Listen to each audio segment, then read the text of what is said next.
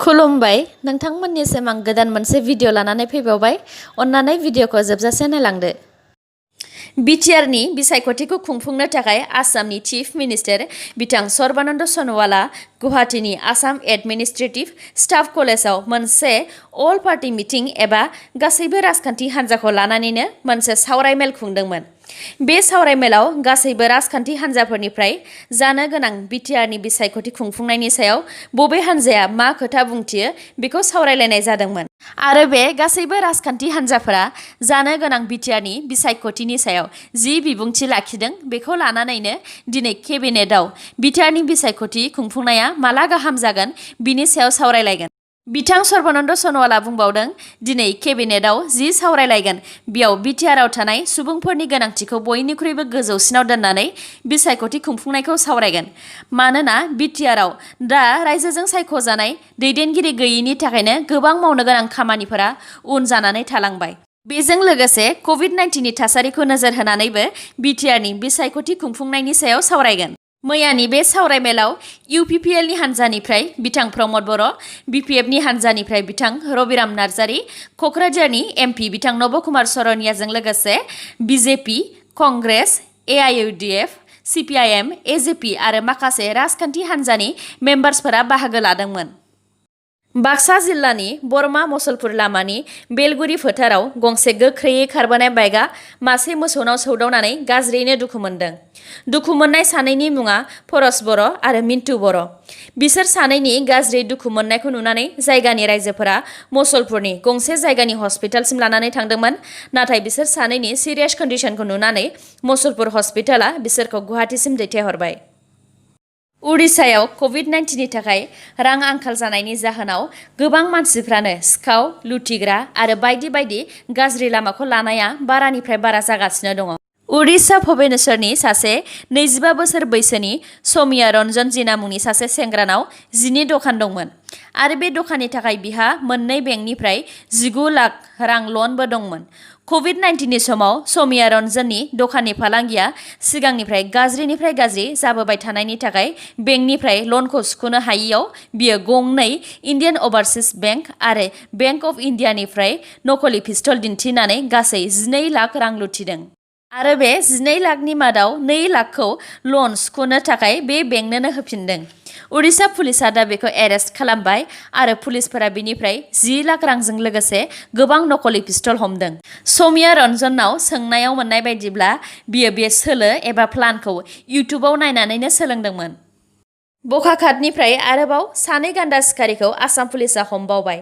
एबारनि सानै गान्दा सिखारिया बिसि आरो फिसाय। फिसायनि मुङा अरुका भेगु आरो बिसिनि मुङा कुनकुनि भेगु। पुलिसफोरा बिसिनि न' सिंनिफ्राय बेगाव दोनखुमानाय गंसे गान्दा गंखौ हमनो मोन्दों। बिसोर बिसि फिसाय सानैया दा एरेस्ट जाबाय। हाग्रा बिफान आरो पुलिस डिपार्टमेन्टफोरा बिसोर सानैनाव बे खामानियाव सोर सोरनि आखाइ दंबावो बिनि सायाव दा सोंनाय फिननाय लागासिनो दङ। चिरां डिस्ट्रिक्टनिफ्राय मैया आरो सानै बर'आ COVID-19 जों जिउ गोमाबावबाय।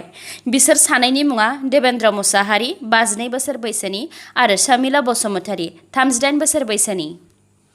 बुहुमनि बयनिख्रुइबो गोलावसिन अटल टानेल गुदुं लामाखौ थांनाय 3 अक्ट'बराव इन्डियानि प्राइम मिनिस्टार बिथां नरेन्द्र मदियै बेखेवखांनायनि सानथामनि गेजेरावनो मोनथाम जाब्रबथाय एबा एक्सिडेन्ट जाबाय। बे मोनथाम जाब्रबथाया सानसेयावनो जादों। CCTV फुटेजाव नुजानाय बायदिब्ला बेरायनो थांनाय एबा गुदुं लामाखौ नायनो थांनायफोरा गारि सालायबाय थानाय समावनो ट्राफिक रुलखौ फालियालासे सेलफि लानाय आरो भिडिअ' लानायनि थाखायनो बे जाथाया जादों। बेबायदि जाथाय जाखांनायनि उनावनो बर्डार रड अर्गानाइजेशन BRO नि चिफ इन्जिनियार ब्रिगेडियार KP पुरुषोत्तमआ गुदुं लामानि सिङाव बेबायदि जाथाय जानायखौ होबथानो थाखाय आरो ट्राफिक रुलफोरखौ गोख्रोङै फालिहोनो थाखाय टानेल एबा गुदुं लामा सिङाव पुलिस डिउटि होनो थाखाय गभर्नमेन्टखौ खावलायबाय। BROआ बुंथिबावदों, बे गुदुं लामाखौ मेन्टेनेन्सनि थाखाय सानफ्रोमबो 2 घन्टानि थाखाय बन्द खालामनाय जागोन, फुंनि 9 बाजिनिफ्राय 10 बाजिसिम आरो बेलासिनि 4 बाजिनिफ्राय 5 बाजिसिम। लोगोसे बिथाङा 2 दानसिम केरासिन, पेट्रल आरो डिजेल लांनाय गारिफोरखौ बे गुदुं लामाजों बारहोनाय नङा होननानैबो फोरमायथिदों। भिडिअखौ जोबजासिम नायलांदो आरो नोंथाङा दासिमबो आंनि चेनेलखौ साबस्क्राइब खालामाखैबा अन्नानै साबस्क्राइब खालामदो, लोगोसे बेल आइकनखौ क्लिक खालामदो जाहाथे गोदान गोदान खौरां लानानै आं नोंथांमोननिसिम फैनो हायो। गलाघाटनि मोनसे जाथाय बिफायानो गावनि फिसानि सायाव अत्याचार। गलाघाटनि जयन्त बायलुङा गावनि 8 बोसोरनि फिसाज्लाखौ सानफ्रोमबो गाज्रियैनो बुबाय थायोमोन आरो नखरनि गासैबो खामानिफोरखौनो 8 बोसोरनि फिसाज्लाखौनो मावहोजोबोमोन। बेल' नङा, बायलुङा गावनि बिसिखौबो बुनानै न'निफ्राय सिगांनो होखारहरदोंमोन। जयन्त बायलुंनि 8 बोसोर बैसोनि फिसाज्लाया बिफानि अत्याचारखौ सहायनो हायैनि थाखायनो बिफानि हेंथायै गलाघाट पुलिस थानायाव एफआइआर हैदोंमोन। गथ'नि स्टेटमेन्ट आरो गथ'नि मोदोमाव बुजानायनि दागोखौ लानानै गलाघाट पुलिसआ दा बिफा जयन्त बायलुंखौ एरेस्ट खालामबाय। उदालगुरि डिस्ट्रिक्टनि डिसि अफिसाव मैया गाज्रियैनो अर खामदों आरो अर खामनायाव अफिसनि गोबां डकुमेन्ट्स, फाइल्स, एसि, प्रिन्टार, फट'कपि मेसिनजों लोगोसे आरो गोबां बुस्थु खामदों। उनाव फायार ब्रिगेड लेंहरनानै अरखौ खोमोरनो हादों आरो बे जाथायाव रावबो सुबुङा दुखु मोनाखै। मिथिनो मोननाय बायदिब्ला बे जाथाया शर्ट सार्किटनि थाखायनो जादों। इउनाइटेड पिपल्स रिभलिउशनारि फ्रन्ट (UPRF)नि चेयारमेन मार्टिन गुइटीखौ आसाम पुलिसआ मैया गावथारदों। मोनसे स्रेड खौरां मोननानै आसाम पुलिसआ कार्बि आंलंनि सिंहासन हाजोनि हाग्राबारियाव अपारेशन खालामदोंमोन आरो बे अपारेशनाव उदखारि हानजा आरो पुलिसनि गेजेराव हरसे गावलायलायनायबो जादोंमोन।